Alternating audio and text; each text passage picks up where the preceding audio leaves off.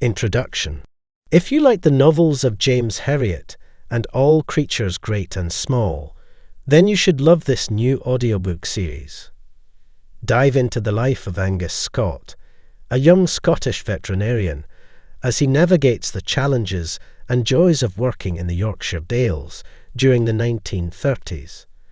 From the rugged beauty of the Highlands to the pastoral serenity of BarrowDale, join Angus on a journey of growth, friendship, and love. And if you'd enjoy more books in this series, please consider buying us a coffee. The link's in the pinned comment below this video. And now let's begin the first of the Angus Scot audiobooks. Farewell to Nairn. Leaving Nairn in 1935 wasn't easy. I stood there, a young man with a heavy heart, amidst the clamour of my loving family. My parents, with pride and sadness in their eyes, bid me farewell, as did my 8 siblings, whose laughter and tears mingled with the salty sea air. The opportunity to work as a vet in Yorkshire was a blessing in those hard times, but it felt like leaving a piece of my soul behind on the rugged shores of the Highlands. A bone-shaking welcome. The journey to BarrowDale was an odyssey of rattling buses and chattering teeth. The cold seeped into my bones, but it was nothing compared to the warmth of the welcome I received, albeit in an unexpected form. A drunken fellow, reeking of ale and with a penchant for flatulence, became my unfortunate companion. His timing was impeccable, ensuring that a refined lady mistook me for the source of the unpleasantness. Her words stung, but they couldn't dampen my spirits. This was my memorable welcome to the Yorkshire Dales. Meeting Harry Smith. Smith's veterinary practice was my new home, and Harry Smith, my new boss, was a force to be reckoned with. A man of robust opinions and a booming voice, he was daunting at first. But beneath that rugged exterior beat a heart of pure gold. Our handshake sealed a friendship destined to last a lifetime. His home, a towering structure filled with books and the smell of animal remedies, was a testament to his life's work and passion. The Jenkins Farm Incident. My first significant task was at Jenkins Farm, where I met Sarah Jenkins, a vision of beauty and grace under pressure. The calf's injury was severe, but my hands were steady, honed by years of mending nets in Nairn. Sarah's presence was soothing, her trust in my skills evident. The way she cared for the calf, and her thoughtful gesture of a picnic basket, made my heart race faster than any stitching I had ever done. Dreams and realities. Back at the practice, Harry's words about Sarah echoed in my ears. The prettiest woman with more suitors than you can poke a stick at.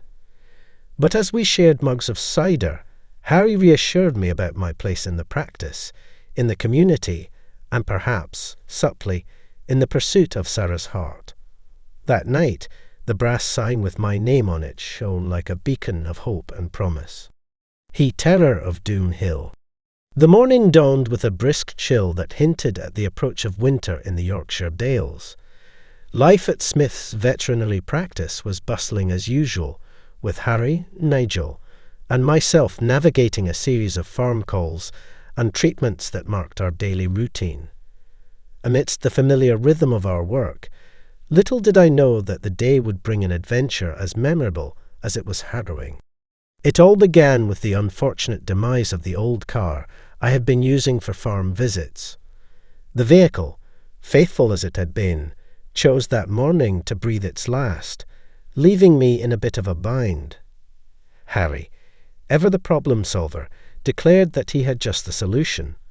His eyes twinkled with a mischief that suggested the unexpected, and, true to form, he led me to one of the outbuildings behind the practice.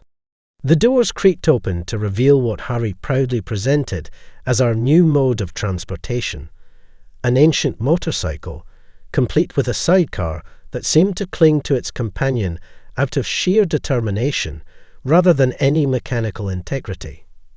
"Isn't she a beauty?" Harry exclaimed, his enthusiasm undeterred by my sceptical gaze. Before I had time to voice my doubts, Harry had me seated in the sidecar, his figure astride the motorcycle, like a knight taking to his steed.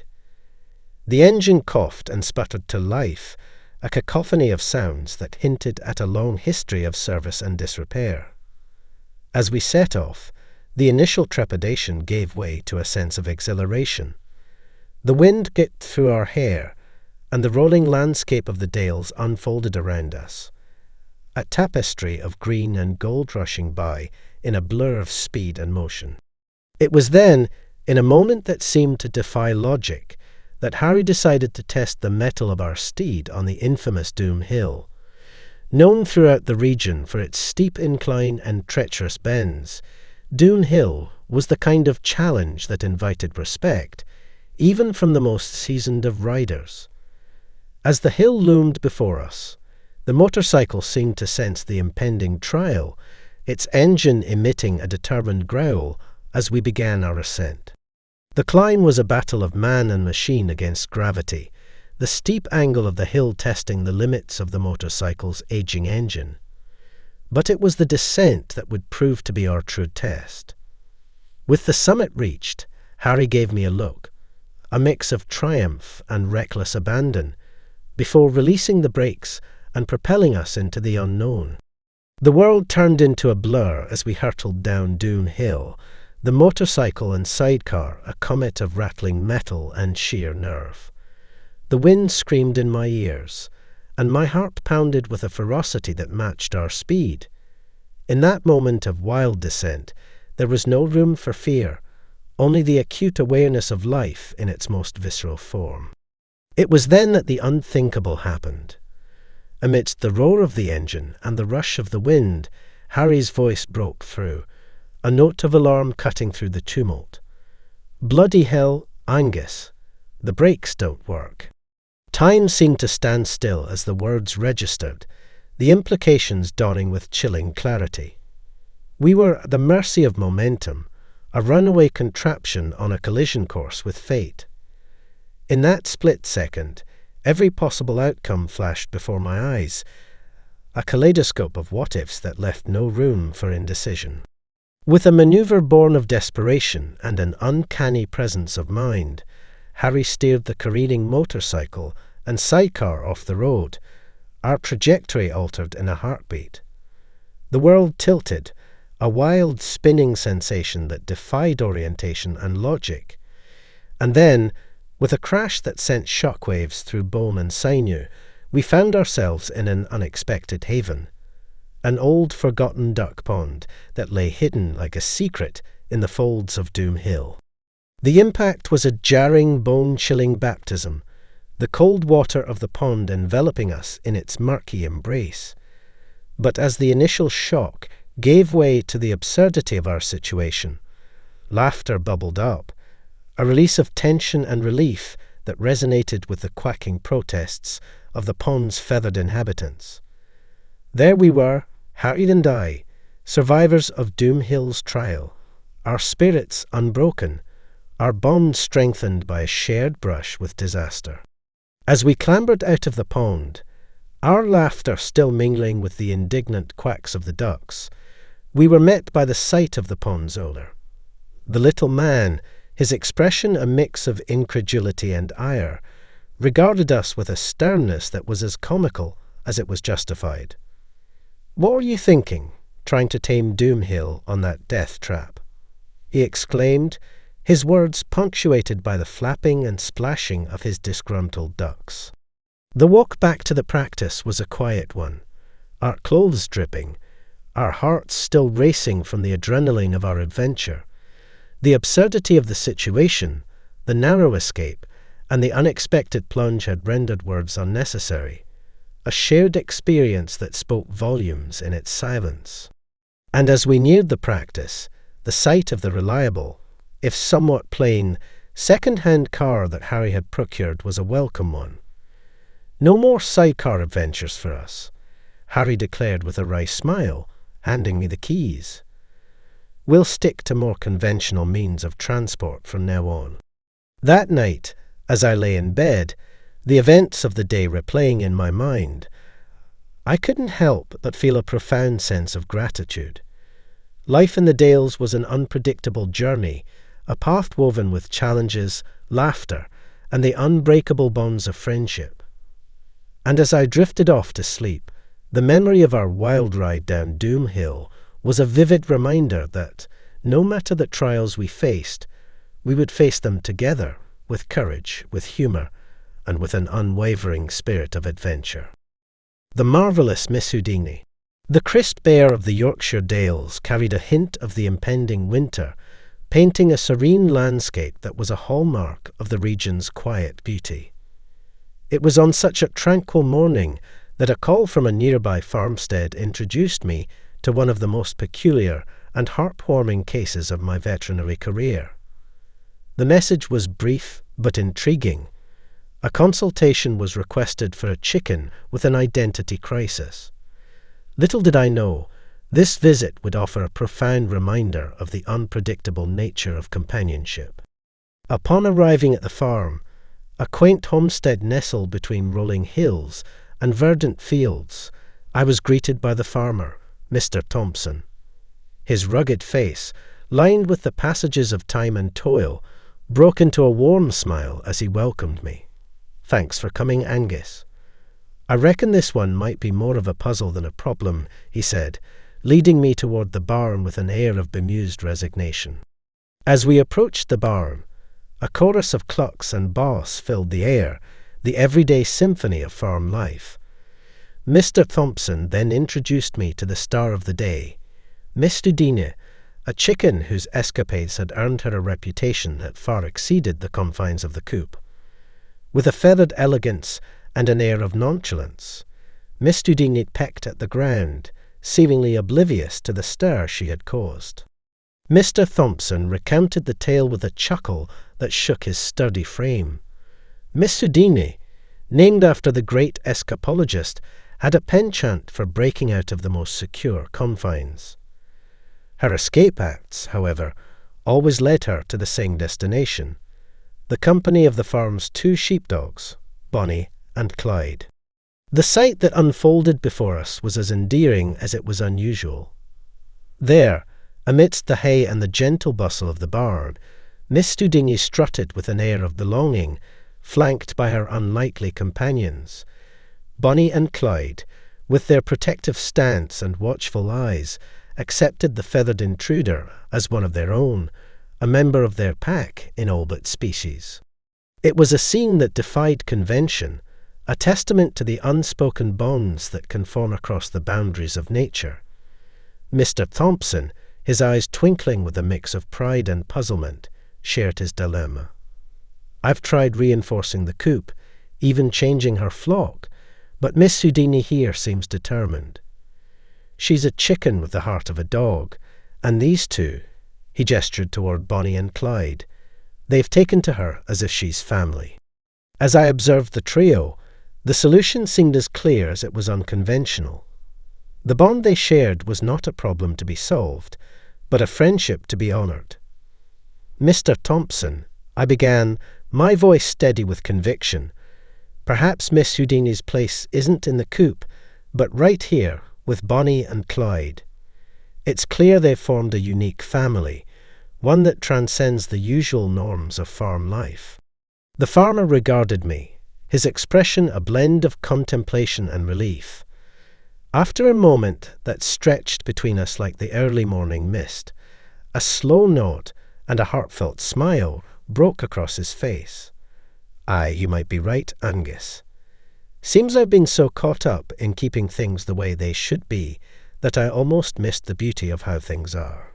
From that day forward, Miss Houdini, Bonnie and Clyde became an inseparable trio, their friendship a heartwarming spectacle for anyone fortunate enough to witness it. The story of the chicken who chose her own family spread through BarrowDale, a tale that brought smiles and a renewed sense of wonder at the unexpected ways of the heart. As I left the farm, the image of Miss Houdini and her canine guardians stayed with me.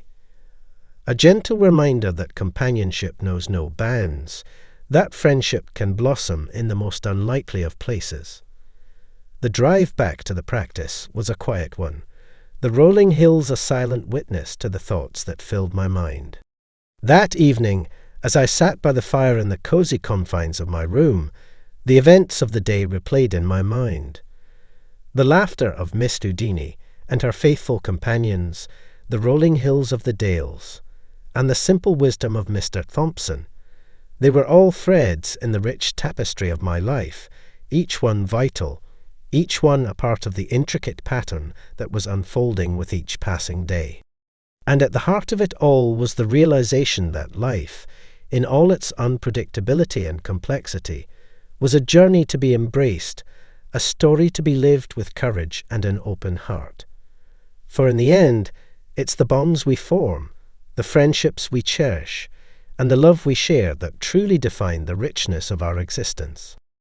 Trials, tribulations, and triumphs. The day dawned with a promise of routine, the Yorkshire Dales enveloping Smith's veterinary practice in its serene embrace. However, the tranquility was soon to be punctuated by a series of events that would test my resolve, my skills, and ultimately lead to a heartwarming revelation. It began with a call from one of the local farms, a request for assistance with a cow suffering from mastitis. The condition, not uncommon in dairy cows, required prompt attention. I gathered my kit and set off, unaware that this visit would be anything but routine. Upon arrival, I was met with the anxious expressions of the farmhands. They led me to the cow, a normally gentle creature now distressed by pain and discomfort. As I prepared to administer the treatment, I spoke soothingly, trying to calm her. However, in her agitation, the cow lashed out, her hoof connecting with an unfortunate target, me. The impact was sudden and sharp, a bolt of pain that coursed through me, stealing my breath and clouding my vision. Before I knew it, I was toppling backward, my fall broken not by the straw-covered barn floor, but by a pile of manure that awaited me with open arms. The stench enveloped me, a foul embrace that added insult to injury. Yet, there was no time to wallow in my misfortune. As I rose, wincing and trying to shake off the worst of the muck, an urgent message arrived. Jenkins' farm was in distress. Their prize sheepdog was choking, each moment precious, each second a dwindling lifeline. With no time to change or even clean up, I set off, the smell of the barn clinging to me like a second skin. The drive to Jenkins' farm was a blur, my mind focused solely on the task ahead. As I arrived, I was met with a sight that tugged at my heartstrings. Sarah, her usual poise replaced by palpable panic, stood by the sheepdog, her hands trembling as she stroked its fur. The bond between them was unmistakable, a connection forged through years of companionship. Without a word, I knelt by the dog, my senses tuning out everything but the task at hand. The obstruction, a small rubber ball, was lodged firmly in its throat, a playful toy turned perilous foe. With careful precision, mindful of the precious life that lay in my hands, I worked to dislodge the ball. Time seemed to stand still, the world reduced to the space between my hands and the dog's throat. Then, with a gentle maneuver, the obstruction gave way, the ball slipping from its dangerous perch. The dog gasped, its breath a sweet sound of life renewed, its eyes meeting mine with a gratitude that needed no words. The relief that washed over Sarah was palpable, her tears of despair giving way to laughter, a laughter that echoed through the farm, a melody of joy and release. "If you could only see your face," she exclaimed between giggles. "And man, you stink like crazy." Her words, though teasing, held no malice. They were the laughter of relief, the lightness that follows the storm. Yet it was her next words that truly caught me off guard, words that hinted at a future I had scarcely allowed myself to dream of. "If you want to become husband material, you'll have to clean up your act and smell better next time we meet," she said, her eyes sparkling with humour and something deeper, something tender. In that moment, amidst the laughter and the lingering stench of manure, something wonderful did indeed happen. A connection, long simmering beneath the surface of our interactions, broke through in a shared moment of vulnerability and relief. As I drove back to the practice, the events of the day replaying in my mind, I was enveloped in a sense of profound gratitude. Gratitude for the trust placed in my hands, for the laughter that followed the tears, and for the hint of a shared future that Sarah's words had so unexpectedly revealed. Life in the Dales, with its trials and tribulations, its moments of fear and of triumph, was as unpredictable as it was beautiful. And as I navigated the winding roads back to the practice, the realization dawned bright and clear. My greatest dream, the dream of a life intertwined with Sarah's, was slowly, miraculously becoming a reality. The parrot's plight and the circus delight. The tranquillity of the Yorkshire Dales was seldom disturbed, but on that particular day, a peculiar problem presented itself, turning an ordinary veterinary visit into a comedic escapade. It was a sunny morning when I received a call from the Talbot farm, known for its sprawling fields and, apparently, a parrot with a penchant for song. Not just any song, mind you, but a tune so terribly off-key that it threatened the peace of the entire homestead. Upon arrival, I was greeted by Mrs. Talbot, a woman whose usual cheer was overshadowed by a look of sheer exasperation. "It never stops, Angus," she exclaimed, ushering me into the living room where the source of her distress perched proudly. "Please, give it a tablet or something. Anything to make it stop." There, in a gilded cage, was the infamous parrot, a vibrant splash of colour against the rustic backdrop of the farm. No sooner had I stepped in than the parrot launched into its performance. A rendition so painfully off-key it was almost impressive. The bird wasn't just singing. It was emulating Mr. Talbot's own notorious vocal stylings, each note a testament to enthusiasm over accuracy. As the parrot continued its concert, Mrs. Talbot's plea echoed in my ears. I was a veterinarian, not a maestro, and this feathery troubadour was beyond my realm of expertise. That night, perplexed and in search of a solution, I turned to Charlie for advice.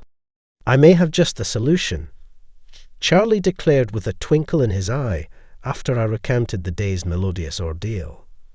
He slid an advertisement across the table, the bold letters announcing a travelling circus visiting a nearby city. "Why don't we pay them a visit? A circus might just appreciate a singing sensation, however unique the talent." Intrigued and frankly out of other options, we decided to embark on this unusual mission. The circus, with its array of tents and an air of enchantment, was a world away from the tranquil Dales.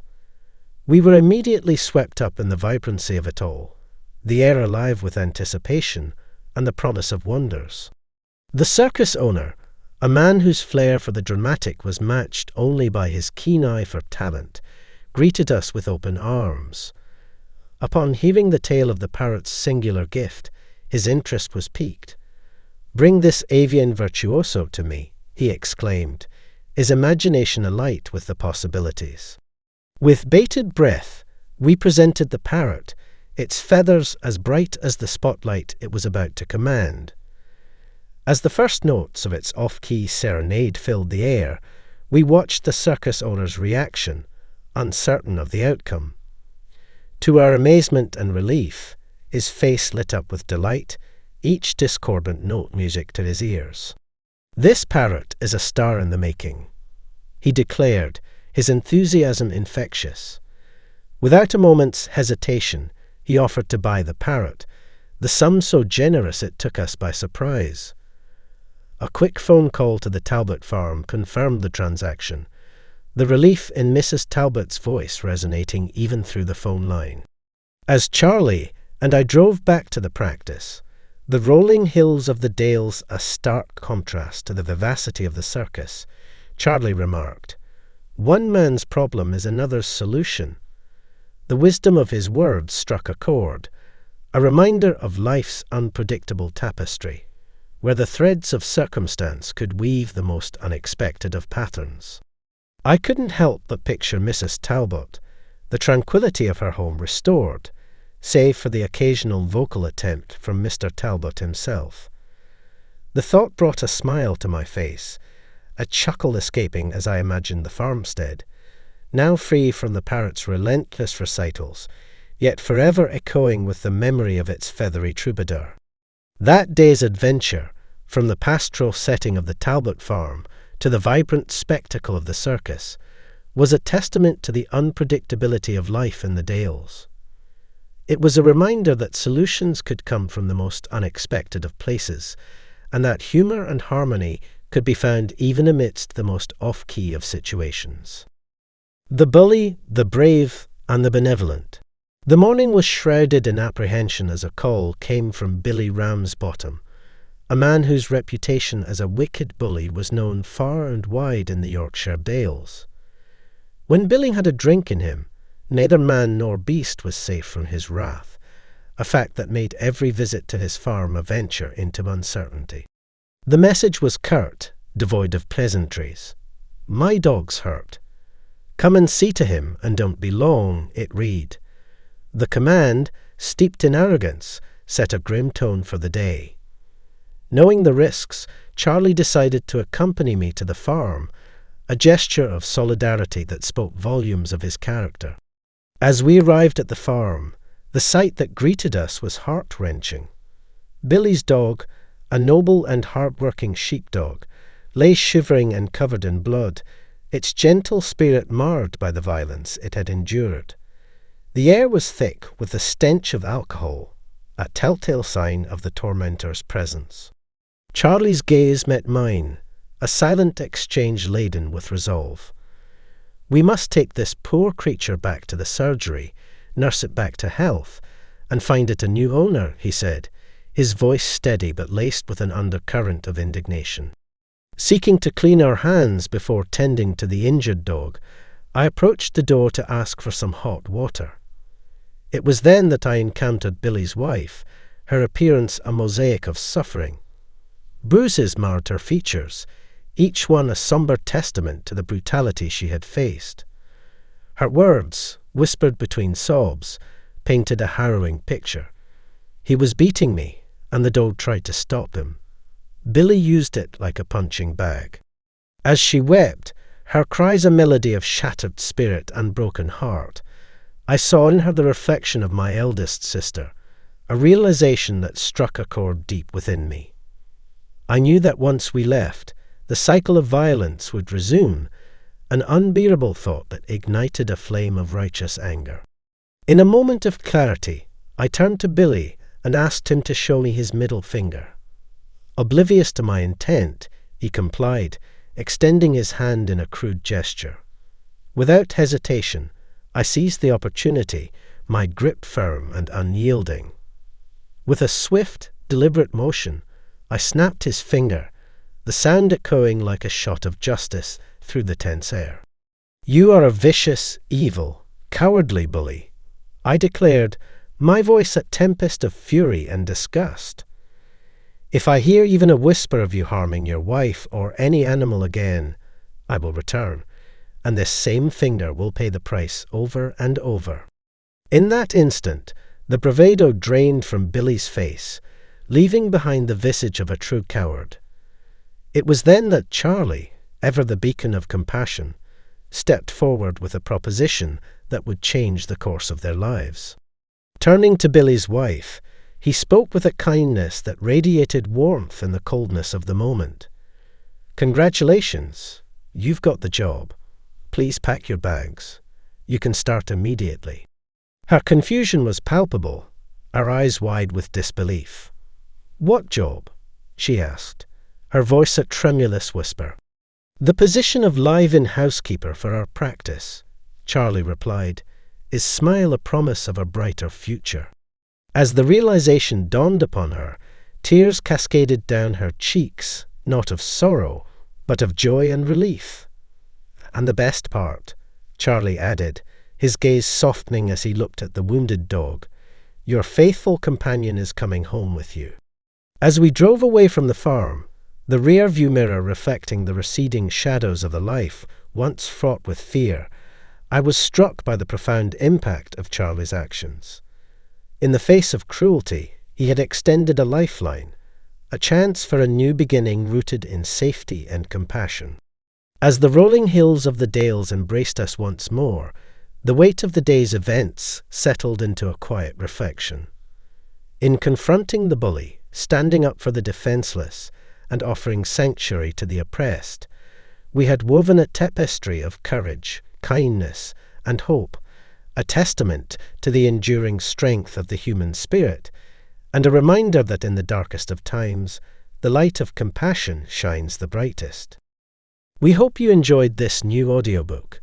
If so, we deeply appreciate you buying us a coffee. The link's in the pinned comment below this video. Thank you so very much for your support.